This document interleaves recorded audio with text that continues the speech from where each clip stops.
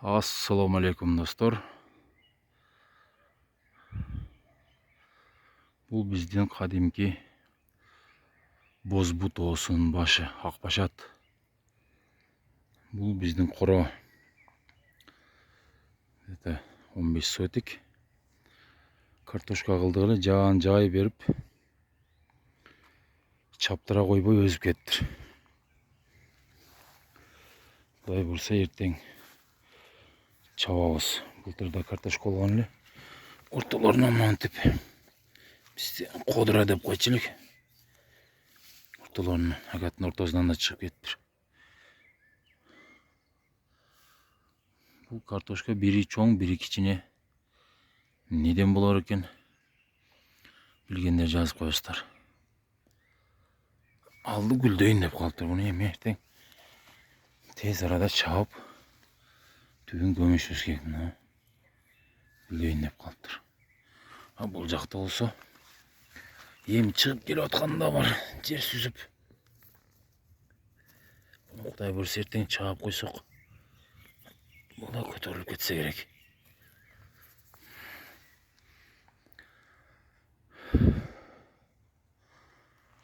Шындай. Бұл Колорадо құрты. Жерден шығары менен жоңғойбой бұл құрт та түші қоштаптыр. Бұны тез арада чауып түбін көміп дарылаш керек екен. Алды гүл ачада қоштаптыр. Мына жерде бір өсі. Жанынан құрттар да түші қоштаптыр. Былтыр ұрықты ноқаттан алдырдық еле. Былтырда тегіс бірдей болбостан бири тез шығып, бири басаңдап, жай шығып, шындай болды эле. Бұл себебім не декен? Мен эми бұл адис болбогондон анча түшүнбөйт экенмин. Билгендер болсо жазып коесуздар.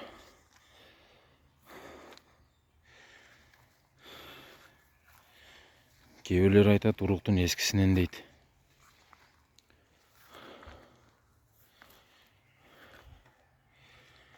Билбедим эми, эртең буйрса чаап аркасынан сразу эле көмүш керек.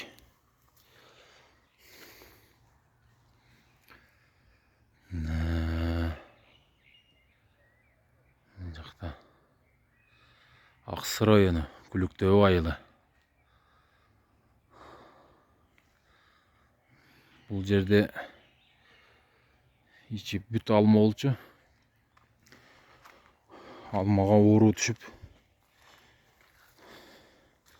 акыркы жылдары жакшы албай калган болчу. Алчу эле жакшы алчу, аябай жакшы алчу, бирок майда болуп, анан шагы жылдан жылга эле баягы бактериологический ожог дейби. Ошондой болуп, мөмөсү майдаланып эле кете берчү эле. Бардыгын тазалап алып таштап былтыр картошка алганбыз. Жакшы болгон былтыр картошкасы да. Бир мен түшүнбөгөн бир оору болуп, касканда, түбүн казганда чириктери чыккан, где-то бир 2 каптай ушул жерден бир 2 каптай чирик чыккан. Чоң болгон. Бирок ошо чоңдордо чирик чыккан анча-мынча. Не деген оору? Агам не деген дары себиш керек? Билбейм. Былтыр только ошо Колорадо куртуна эле дары чачкан, башка эч нерсе кылган эмесмин. Бири айтат, саратанды ысыкта суу койбош керек. Ысыкта суу койсо ошентип чирип калат деп айтышат. Бири айтат, уруктан эле болот.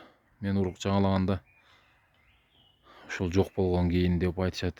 Эми кандай экенин адистер болсо комментарийге жаза кетиңиздер.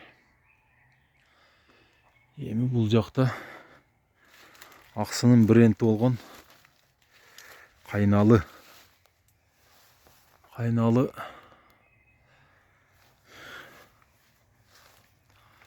түзгел екен быйыл. Қора болған мал екен мына. Қора болып қалыптыр. Бұл қошынанықы. Менікі де тегедегі екі қатарлан. Мынан тегеретесінен қайнаулы болчу. Азыр о баш жақта бір 10 түптөй. Мына жол жақта бір 10 түптөй қалған. Бұлар эми мөмө берет. Жаңы мөмө беріп атқанда бар. Шундай.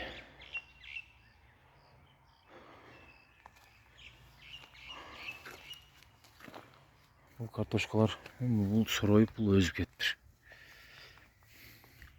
Былтырғыдан қалып қалған картошка окшойт. Дейін десең өлтөлө көп.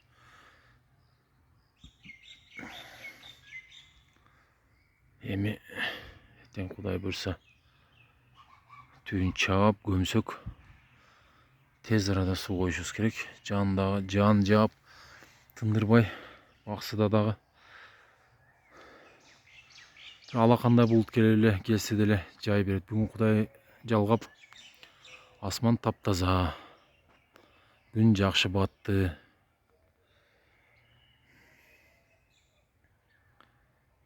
Картошка ушундай. Эми айрым эртерээк эккен. Кошуналарда уже гүлдөп калды тегиз. Биз болжол менен майдын 6-сында эккен болчубуз.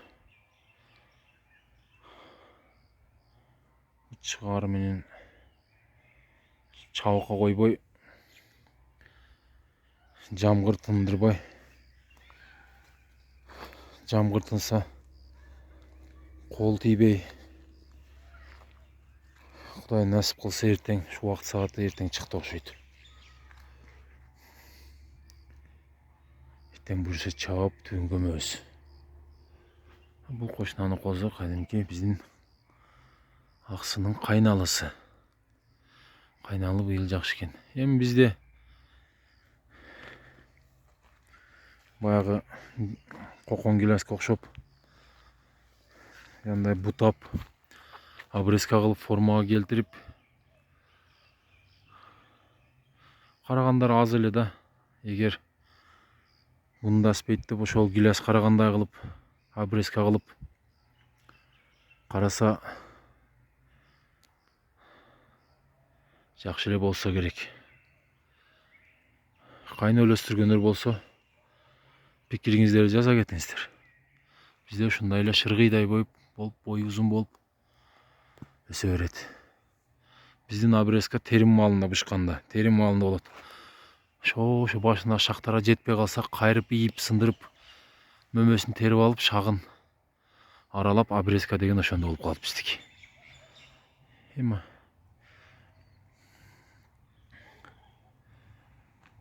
ичи кайналынын ичи аябай чөпкө толуптур.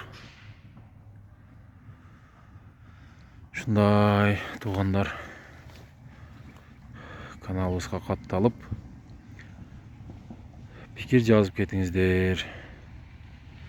Эртеңге чейин ассаламу алейкум.